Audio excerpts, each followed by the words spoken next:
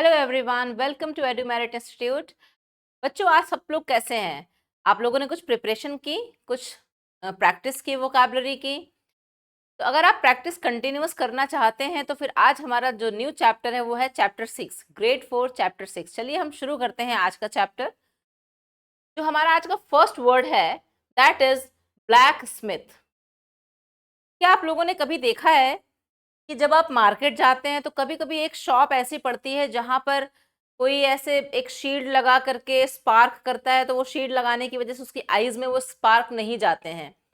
वो शॉप होती है ब्लैक स्मिथ की। ब्लैक स्मिथ मतलब लोहार, मतलब जो लोहे की चीजों को बनाते हैं। एक बड़े से लोहे के टुकड़े से छोटी छोटी चीजें बनाना या कोई डिजाइन बनाना लोहे से ही, उसको बोलते हैं लोहार, black Smith. A person who makes things using iron. The blacksmith made tools from iron। जैसे कि आयरन के टूल्स होते हैं, या जो छत पे टेरेस पे रेलिंग लगी होती है वो लोहे की होती है, और जैसे बड़े बड़े गेट बनते हैं वो लोहे के गेट बनते हैं। तो ये सारा बनाने का काम जो होता है वो ब्लैक स्मिथ का होता है, जैसे कि लोहार, जिसे कहते हैं लोहार। Next word is pierced. Pierce means, आप लोगों ने सुना है ना, नोज पियर्सिंग, ईयर्स पियर्सिंग। जैसे छोटी लड़कियां जो होती हैं तो उनकी नोज पियर्सिंग कराई जाती है, मतलब नाक में एक छोटा सा छेद करना। पियर्सिंग का मतलब हो गया एक होल बनाना। मेड अ होल और कट थ्रू समथिंग। जैसे कि आप निडल से किसी कपड़े में होल बनाएंगे तो उसको बोलेंगे पियर्सिंग, है ना। आप ईयर पियर्सिंग करवाती हैं गर्ल्स, कुछ कुछ बॉयज भी ईयर पियर्सिंग करवाते हैं। तो आप ईयर के अंदर एक छोटा सा होल बनाते हैं ना, एक निडल डलवाते हैं, तो यहाँ पर एक होल बन जाता है, तो उसी को बोलते हैं पियर्सिंग। मतलब किसी चीज में छोटा सा छेद बनाना, that is called piercing. The needle pierce the cloth. जैसे कि निडल आप देख रहे हैं, इसने क्लॉथ को पियर्स कर दिया। Next word is affected. Affected means होता है चेंज्ड और इन्फ्लुएंस्ड, मतलब किसी चीज से प्रभावित होना।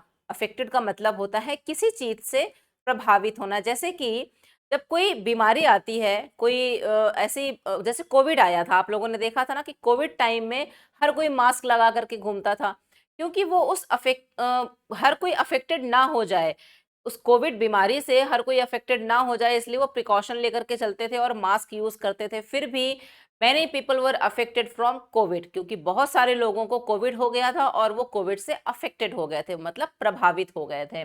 His eyes were affected by the injury. इसकी आंखों में इंजरी से अफेक्टेड हो गई हैं इसकी आईज, देखो रेड हो रही हैं, तो ये his eyes were affected by the injury. Next word is admission. Admission तो सबको पता होगा, क्योंकि इस समय इतने सारे स्कूल्स हैं और सारे स्कूल्स में न्यू न्यू एडमिशन्स हो रहे हैं। तो एडमिशन का मतलब हो गया कि किसी इंस्टीट्यूट में, किसी स्कूल में, किसी एक ऐसी जगह में जहाँ पे आप कुछ सीखते हैं, अपने आप को एनरोल कराना। ठीक है, एनरोल कराने का मतलब होता है एडमिशन कराना। एंट्री इनटू अ स्कूल और प्लेस। जैसे कि आप किसी स्कूल में अपने आप को एनरोल कराते हो तो आप उसके अंदर फिर जा सकते हो, डेली बेसिस पे आप जा सकते हो। जैसे बच्चे डांस क्लास करते हैं तो डांस क्लास में भी वो एडमिशन लेते हैं, अपने आप को एनरोल कराते हैं। She got admission in a good school. इनका बहुत अच्छे स्कूल में एडमिशन हो गया है, तो she is very happy. Next word is institute. जैसे कि एडुमेरिट इंस्टीट्यूट। इंस्टीट्यूट का मतलब जहां पे आप कुछ सीखते हैं, एक ऐसी जगह जहां पर आप कुछ अच्छा सीखते हैं। एन ऑर्गेनाइजेशन फॉर लर्निंग, आपकी लर्निंग का एक organization, that is called institute. He studies in a famous institute. बच्चे बहुत सारे पढ़ रहे हैं, जैसे जो बड़ी बड़ी क्लासेस होती हैं, इंजीनियरिंग की इंस्टीट्यूट्स होते हैं, तो वो सारे इंस्टीट्यूट इसीलिए कहलाते हैं क्योंकि वो बहुत ही बड़े लेवल पे होते हैं और बहुत सारे बच्चे वहां पर एक साथ जाकर के पढ़ते हैं, इसीलिए उनको इंस्टीट्यूट बोला जाता है। Next word is invented. Invented का मतलब क्या होता है, किसी चीज की खोज करना, इन्वेंशन करना, मतलब आपने किसी चीज को ढूंढ निकाला है, खोज लिया है, एक नया आविष्कार किया है। जैसे क्रिएटेड समथिंग न्यू, कुछ न्यू क्रिएट कर देना, कुछ ऐसा न्यू क्रिएट करना जो कि पहले था ही नहीं, आपने उसका आविष्कार कर दिया, that is called invented. Edison invented the bulb. आप लोगों ने सुना होगा कि बल्ब का इन्वेंशन किसने किया था? थॉमस एडिसन ने, है ना।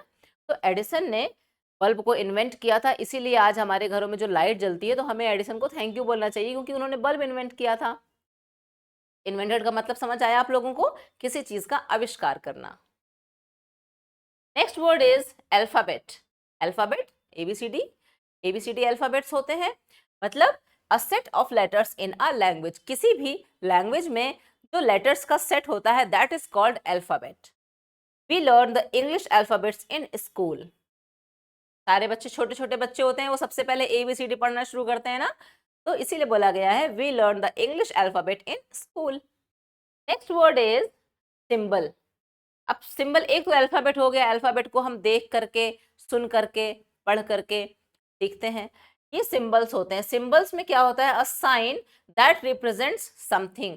उसमें कुछ एक सिंबलिक वे में समझाया जाता है, जैसे कि ए को कैसे रिप्रेजेंट करना है, तो कुछ सिंबल्स ऐसे बनाए जाते हैं, कुछ डॉट्स ऐसे बनाए जाते हैं जिनको आप टच करके फील करते हो कि ये सिंबल है और इस सिंबल का क्या मीनिंग हो गया।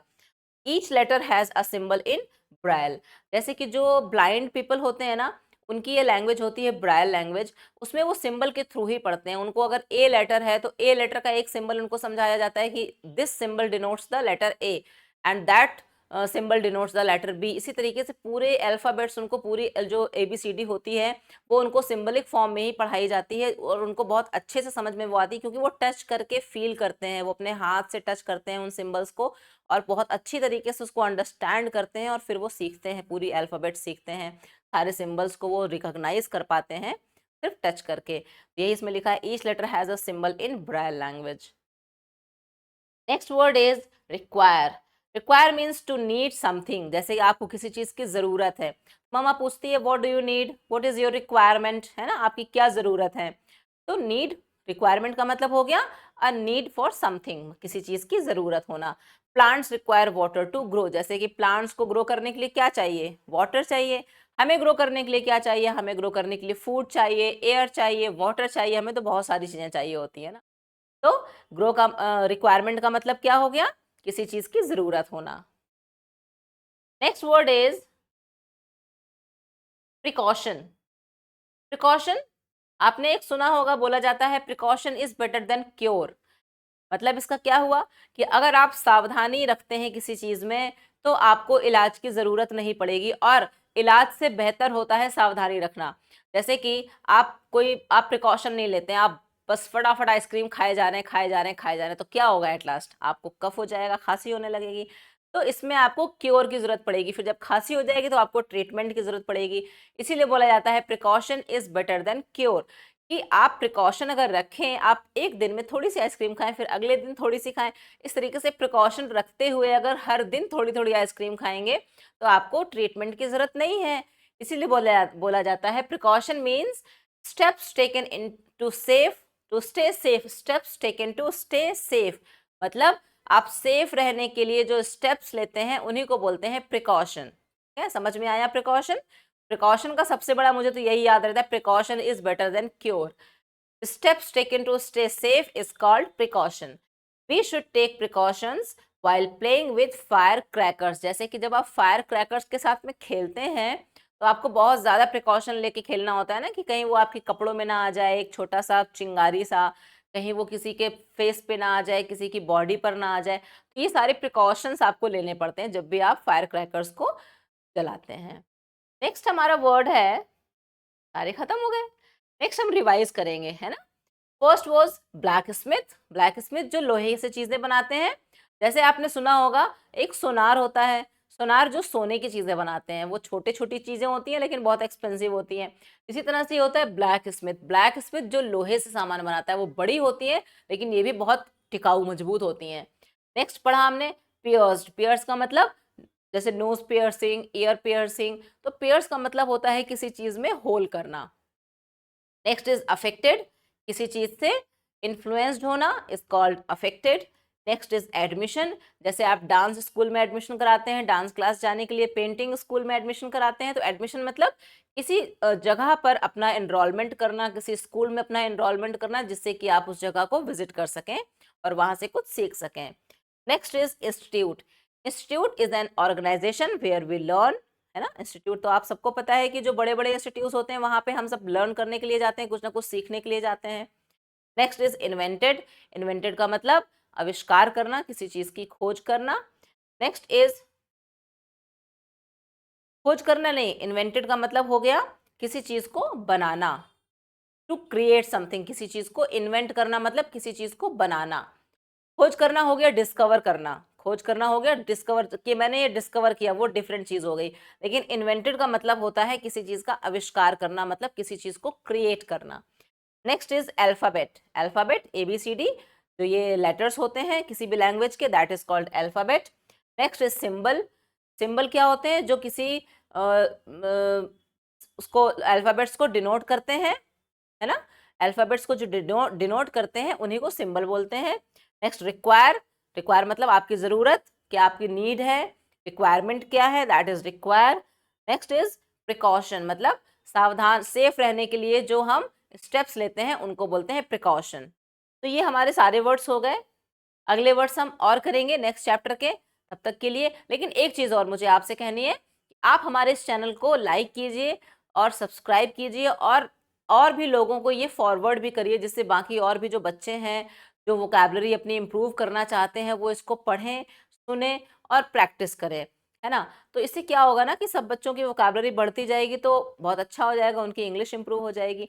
तो अगले चैप्टर के साथ हम फिर से आपसे मिलेंगे, तब तक के लिए थैंक यू, बाय बाय।